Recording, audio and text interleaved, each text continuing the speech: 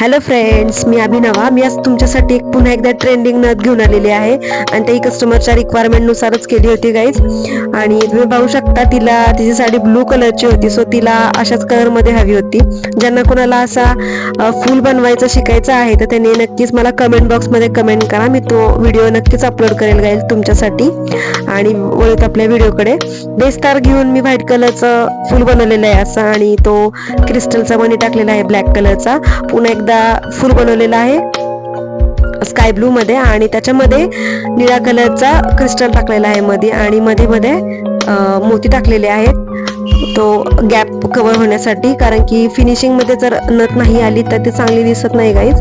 आणि पुन्हा एकदा मी डार्क कलर मध्येच, पूर्ण डार्क निळ्या कलर मध्ये स्टोन बनवलेले आहेत, म्हणजे फुल बनवले आहे मध्ये, आणि स्काय ब्लू मध्ये क्रिस्टलचा मणी टाकलेला आहे.